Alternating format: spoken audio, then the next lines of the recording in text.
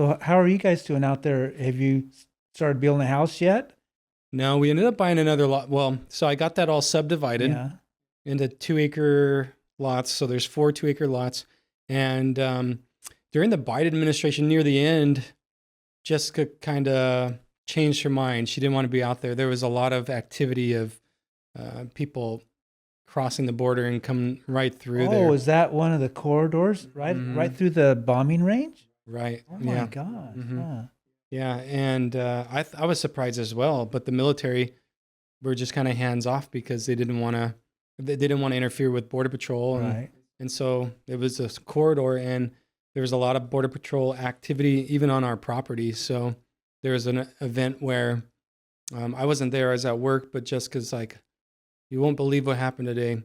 She said about 7 or 8 unmarked vehicles just like came up onto our property. It sloped up, and with their weapons drawn, looking for something. They're on our property looking My for something gosh. somewhere. And so she's like, Trying to get out of yeah, Dodge. yeah, exactly. So we ended up buying a lot over in Heritage Park. I don't know if you're familiar with that. It's an old Bryan Hall subdivision that they started maybe back in like the early 90s. And just over time, it's been filling up. Hmm. So Where's that at? it's off of 5E and 13, I think, Okay. County 13, around there. Yeah.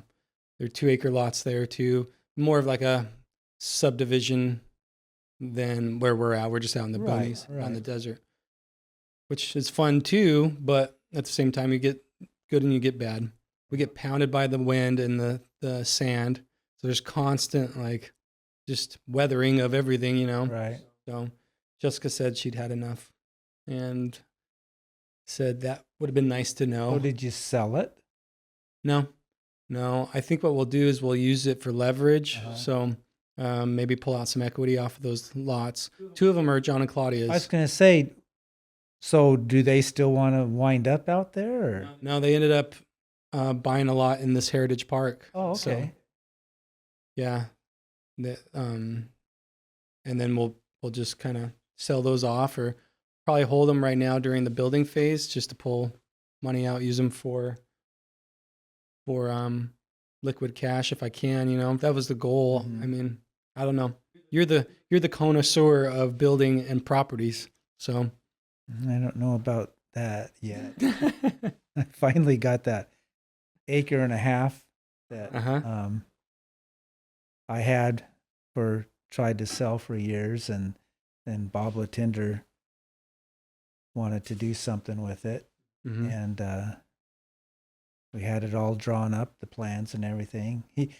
He was ramrod, and I told Bob I didn't have time. Hmm.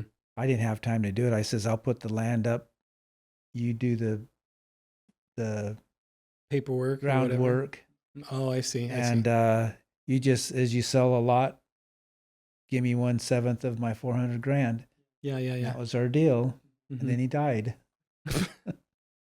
After we had the plat was all it's turned in. Surveyed and all that Yeah, stuff. it is all drawn. Approved.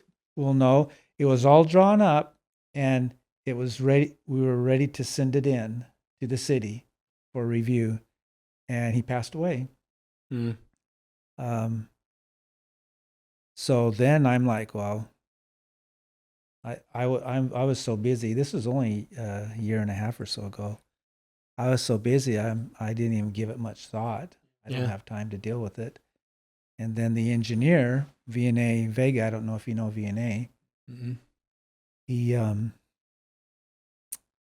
He was the engineer that platted it for us.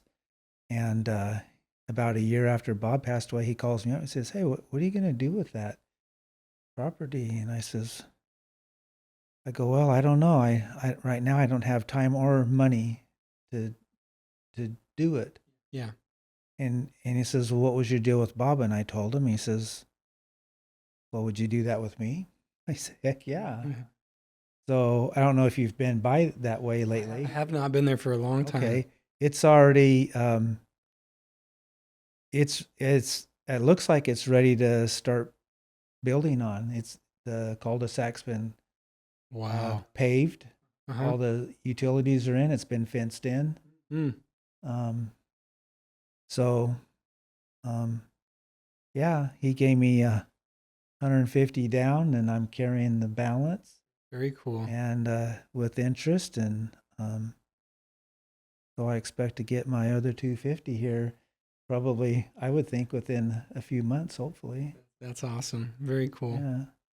Whatever happened with that one huge house right by you that had like the dome, and I think it had like like a chapel inside or something? It was bought many years ago, and they finished it out. Somebody came in and finished it. Finished it. I've never been inside. I've talked to him and his wife a couple of times. Just they were walking the neighborhood, and we chatted for a long time. He owns the liquor store on the big curve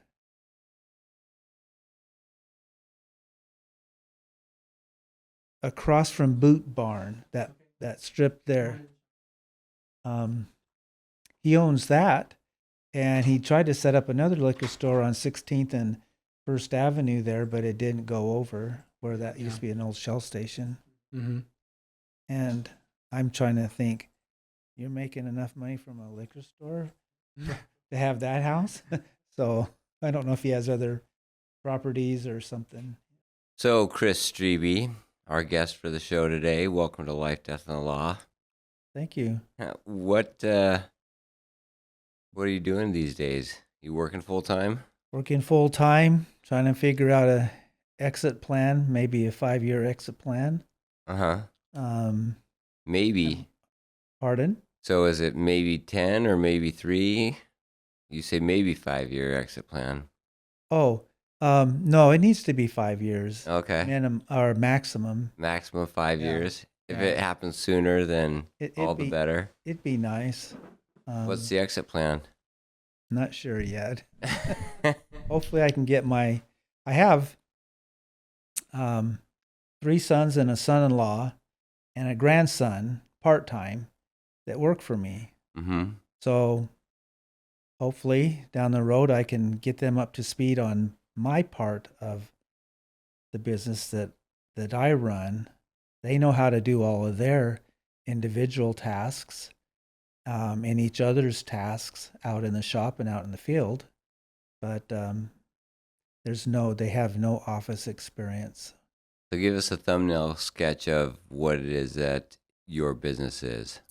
Yeah, so Kris Kraft Cabinets, right? And it's been in business for how long? 40 years? 40 years. Mm-hmm. Did you take this over, or did you just one day wake up and say, I'm going to be a carpenter? No. I started working in the cabinet business when I was 17 in high school.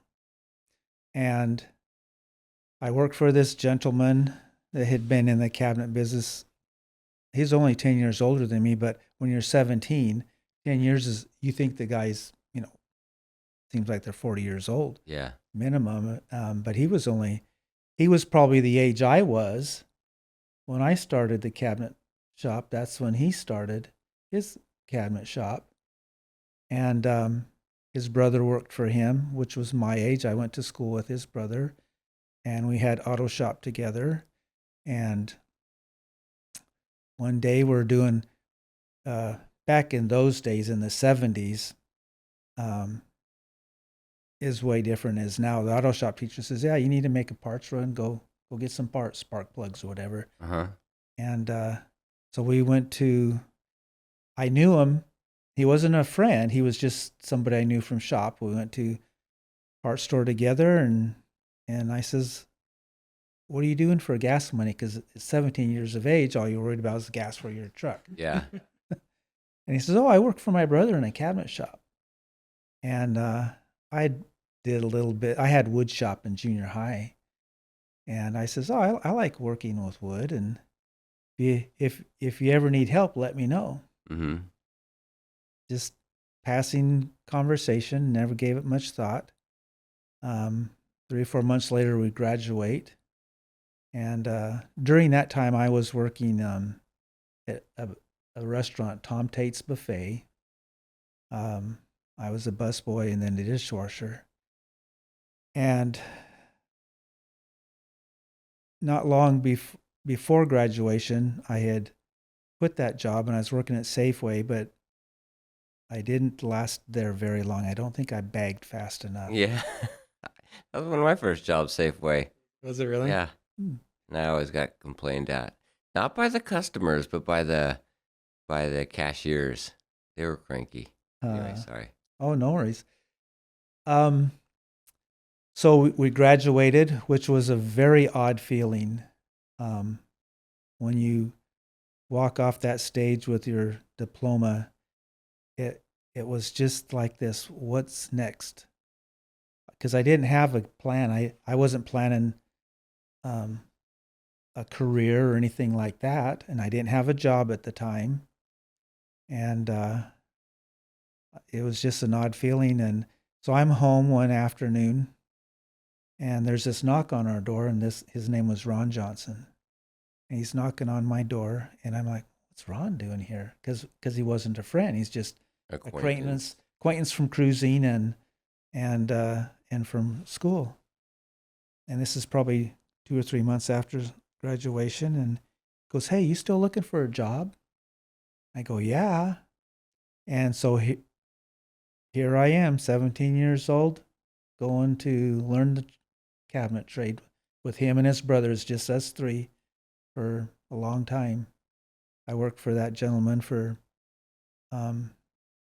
nine something years. What type of cabinets were you building? Back then, it was residential. The commercial business of cabinets in the 70s and 80s hadn't really formed as its own thing the way it is now, laminate cabinets and all that. And Really, I thought everything laminate came from the 70s. well, sorta, kinda, but it wasn't. They weren't processed and manufactured the way they are now. Okay. They were basically a kitchen style cabinet that had laminate on them. Mm. In fact, we did a couple jobs like that. You would build the cabinets like normal, and instead of staining them, you'd laminate them. Was that high end? Back then it was, because it's very labor intensive. Uh-huh. Very labor intensive to do that.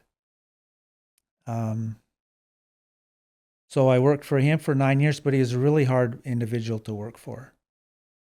And the last couple years I was there, I was miserable. Why? Well, he was like I said, he was a hard person to work for, and I wasn't getting paid very much. Mm-hmm. I was married with one child, maybe 2 children at that time, and I was just miserable. And back then in the 70s and 80s, we didn't have lumber vendors that came to Yuma once a week to bring your materials. You had to kind of get your materials from the local lumber yards. And they didn't really carry a lot of cabinet making materials. If you needed a big job, you'd have to go to Phoenix yourself or San Diego and get them with a truck and trailer. So consequently, the local cabinet shops would trade between themselves. Like if you needed a sheet of particle board or a couple sheets of plywood or something, you just call up one of the other cabinet shops. Hey, you got a sheet, trade or buy? And so there's this old German guy in Yuma that had a cabinet shop in the middle of Okie Town there. And it was just him and one other person for 25 years. And he was in his mid-60s, and he was tired and wanted to retire. And he come to borrow a couple sheets of material from Don. And Don says, "Hey, help Mr. Martin." His name was Martin Binner, an old German guy, very thick accent. And he goes, "Help Mr. Martin load the 2 sheets of particle board up." And so I'm helping him.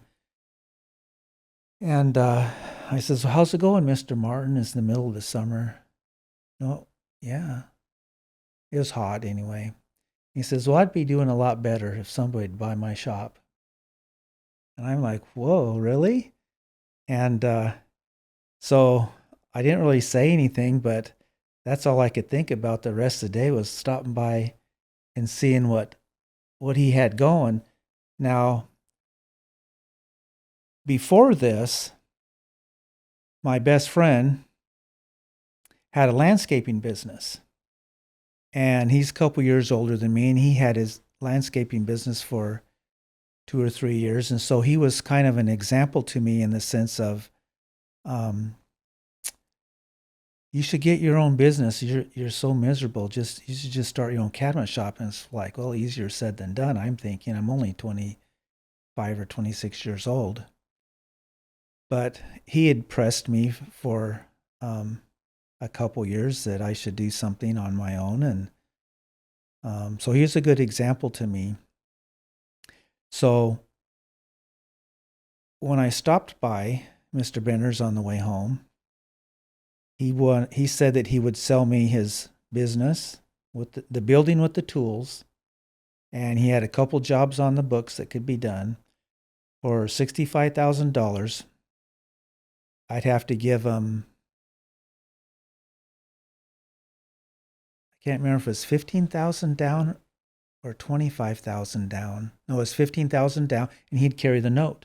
Now, I hadn't, at 26 years of age, I had never had any real estate experience, so I felt very lucky to be able to have somebody carry the note for me. Yeah. My mother-in-law, at the time, her and her husband were business people in town. They owned some apartments and a small motel, and they were all for me starting this business because they knew that I knew what I was doing. Mainly work ethic, mainly that you're a reliable, hardworking person. Exactly. And I had no concept of running a business. I had no idea what that was. Yeah, but you would stick it through. Exactly. She put up the down payment and even gave me a couple $1,000s to put in the bank for seed money, working capital, so to speak. And I was on my way. It was a very odd feeling in the very beginning to not have known that you're going to a job, an hourly wage job, and now you're on your own. But fortunately, he had like I said, he had a couple jobs to do. He had about a month and a half's worth of work to do. So I did that and waited for other work to come in, or phone call. I just kept the same number, and I didn't even name my business Kris Kraft at that time. I kept it Martin's Cabinets. I'd answered the phone for a year and a half as Martin's Cabinets. And consequently, after a month and a half or 2 months or so, a customer from my old employer came wanting a price on a cabinets. They were building a new house, and I think this is their maybe second or third house, and Don had done their cabinets before. Well, they weren't no dummies. They knew that I was the cabinet builder at Don's. I was the one actually doing the work. Don didn't really throw a hammer. He was in the office. And so I didn't even know how to price a big custom house at that time. Did you see the numbers going back and forth, or did you just simply show up and get the work done when you were working with Don? Oh, no, I had no idea what he charged or anything like that. None at all. He'd hand me some paperwork and says, build these cabinets with measurements on them, and I did it from that. He had, at that time, the last year or two of him being in business there before I left, he had a salesman. So I called this salesman up and I says, hey, how do I bid this job? And he gave me a price list for ordering cabinets. And in those ordering cabinet price lists, it has a retail price on it. Mm-hmm. And he says, just take this and figure out how you would do this job with modular cabinets and just charge them what that retail price is on there. You'll be fine. Well, it was $14,000 is what it turned out to be. And so I typed up, there's no computers back then. I typed up a bid and gave it to them. And they come back and says, wow, we thought you'd be a little cheaper than Don. I guess I was about what Don's price would have been. Probably just using the same calculations. Maybe, I don't know. But they went with me. They weren't worried about the price. They just wanted to make sure they got a good job. Mm-hmm. And I did the job. So you didn't back down. You didn't. Oh no. Give them a counter offer that. Well, they didn't ask for a lower price. They just made a comment. Yeah, but that's usually enough for me. Oh yeah. Hopefully, none of my clients are listening to this. But, enough for me to go, oh yeah, well, we could do it cheaper, and then I keep undercutting myself until I'm actually working for free. So I did that job, and I got paid, and then when it was all said and done, I had $5,000 in the bank, and that was the last time I had $5,000 in the bank for many years. Why? Because when I had to do it all myself, when I worked for Don, I built the cabinets, but his brother did the sanding and staining and finishing, and then another couple guys did the install. And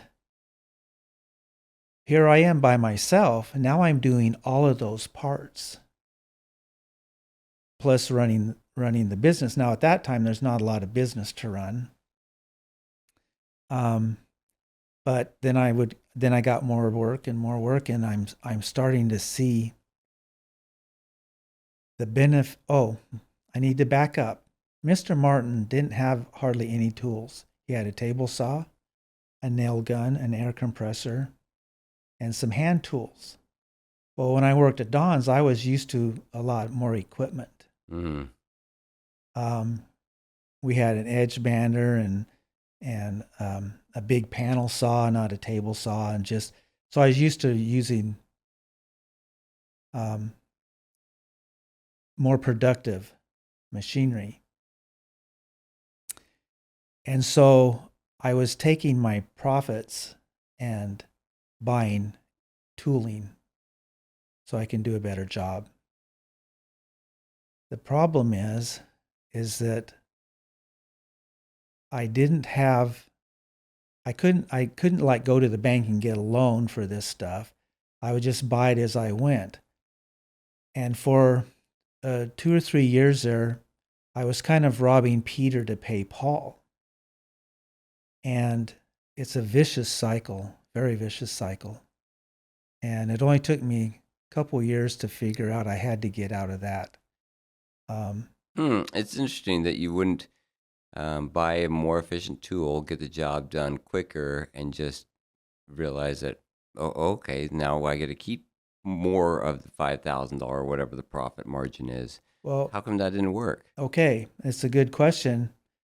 Because when you are in the robbing Peter to pay Paul cycle, you're worried about getting the next job because you got to get that deposit so that you can pay. Oh, so you're paying for the tools for the current job off of the deposit for the next job. Exactly, or just running the business, and consequently, your pricing isn't where it needs to be because you're worried about not getting the job. Yeah. So you were underbidding yourself. I was underbidding myself. I didn't, it's like if I don't get this job, I can't finish I'm the sunk. current job.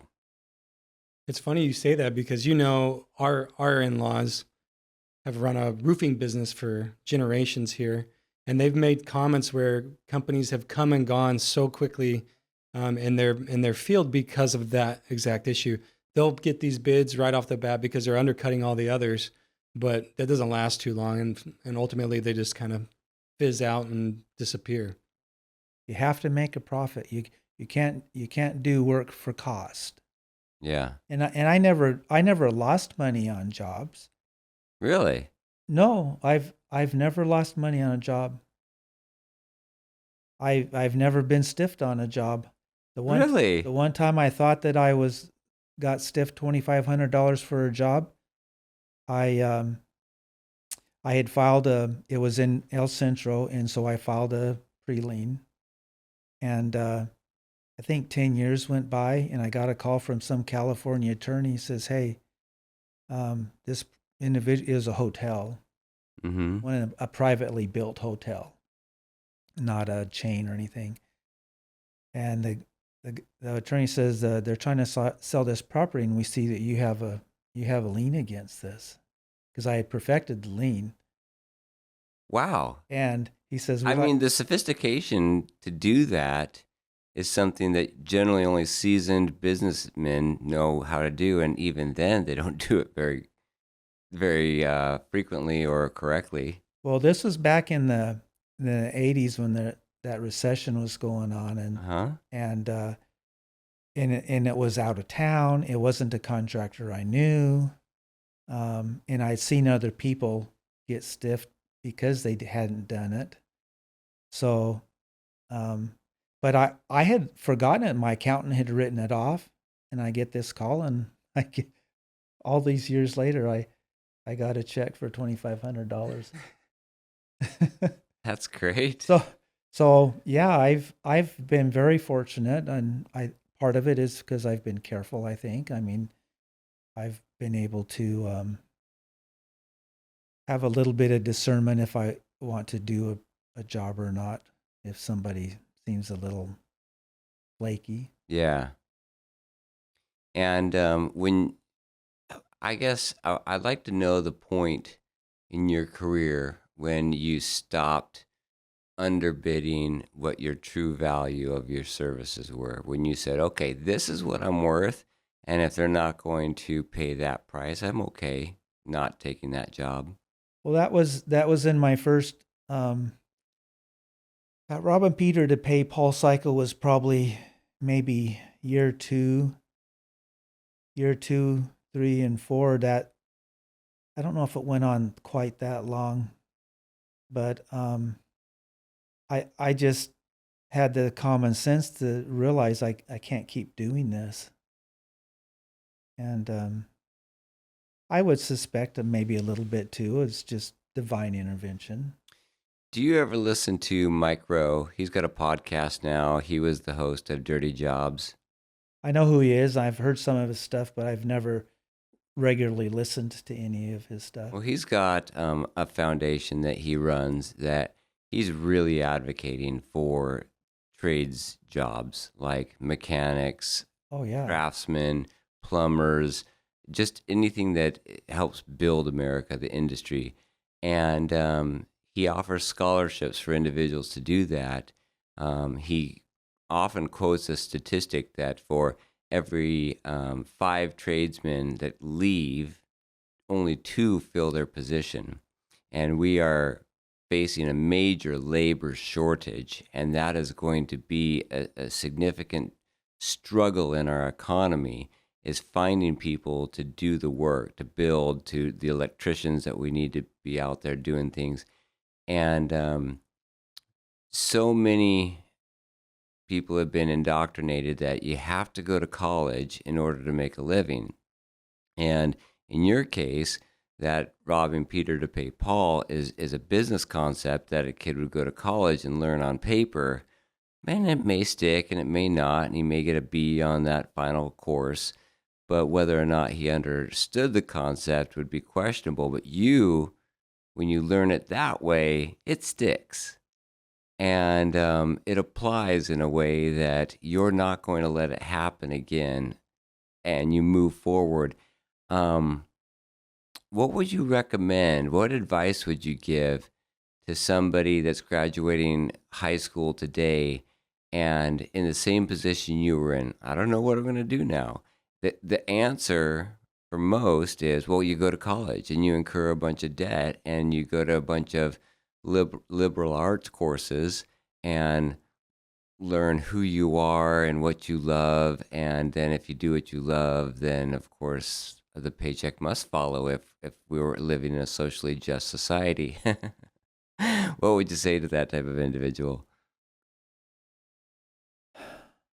It's a it's a tough question in the sense that I only went to AWC for 1 year, and the only reason I did that was because I got a presidential scholarship. I was in, I don't know, the top, I don't know what percentage I was. I was up there though in my graduating class. Um, and I don't even know how I got that scholarship. I don't know if a counselor signed me up for it or if it was just automatic. Mm-hmm. But I was totally surprised when I went to get my diploma on the stage and they said that I had also gotten a presidential scholarship. Somebody's looking out for you. I truly believe that. So I went to AWC for 1 year and then I started this second year. But at that time, um, I took one of the courses I took was computer programming, and it's a lot different back then. You programmed in BASIC or Fortran or RPG, and you use these punch cards. But I really enjoyed it, and so I thought, well, maybe I'll be a programmer. And you'd read the ads in the newspaper, and the YPG military base out there had programmers. I don't know. They advertised what the hourly rate was for them, and I'm like, and I'm doing the cabinets at this point in time, and I'm like, well, shoot, I make that much money doing cabinets, Mm-hmm. so I kind of didn't worry about that anymore. But I don't. 1 year of college, I wouldn't consider a college education for somebody that doesn't. My recommendation would be, at the very least, go to a local college, because a lot of people will be able to figure out what they like or don't like. And I did kind of figure that out in a sense. Mm-hmm. Um, Did but you live with your parents when you were going to AWC? I did, yeah. So you didn't have any real out-of-pocket None. expenses, and it just sounds to me that you're a pretty responsible person, and so you weren't tempted just to blow it off and party and let your grades slip. So Right. that's the temptation that a lot of kids face today. They don't have the type of accountability, and so they say, "Well, I am going to college. I'm technically at college, and it's on mom and dad's dime. So this is the next thing to do." But the reality of, I actually have to get something, whether it's knowledge or a skill from this college that I'm attending, that somebody is going to pay me for when I get my degree, instead of when I get my degree, that is my golden ticket, and I just turn it in, and then I get a paycheck in return. Correct. So knowing that, and I know you've raised, would you say 4 sons? Well, I have 5 sons and 4 daughters. 5 sons and 4 daughters. What advice would you give? My children have never asked me for advice on that, and I've never given it. Classic children-father relationship. It is. Um, my, Do you sit there and watch though? I mean, do you get frustrated as a dad sometimes where you're like, oh man, I just want to step in. If you would just do this, I know you'll be better or you'll be more successful. Or is it no, easy to just kind of watch in the fringe? I'm not a helicopter parent, and neither is my wife. We believe in agency, and What does that mean when you say you believe in agency? It's easy to say that, but what does that mean? that Like, dive down a little bit into that. sure. Um, to let Agency would be for an individual to take their own course, make their own decisions. But as a parent, we make sure that they understand that there's consequences to their decisions and that they have to man up to whatever those consequences are. And I think society's pretty good at explaining the first half of that, but we're pretty terrible of allowing individuals to fully experience the second part of it, the consequence. You have to let them experience that second part. I have my friend had a son, a teenage son that he had a hard time with, and it almost came to blows once. Mm-hmm. And he called the cops on his son, and the cops took him away, and for overnight, and I think it was juvenile detention and he left him there for 2 days. That's a lesson. And is that still an option? And that child, he did a 180 after that. I was amazed. You guys might know who I'm talking about. I don't know, but I have an idea, but I don't know. I'd much rather go to blows though, and get the cops involved. Seriously? Oh, absolutely. You're so tough when you talk at them, but I've seen you parent your kids.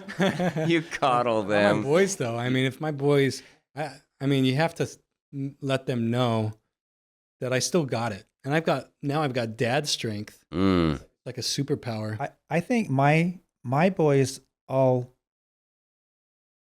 I'm not going to say they were afraid of me, but I think they knew not to poke the bear. Yeah, that'd be a good. I felt the same way towards my dad.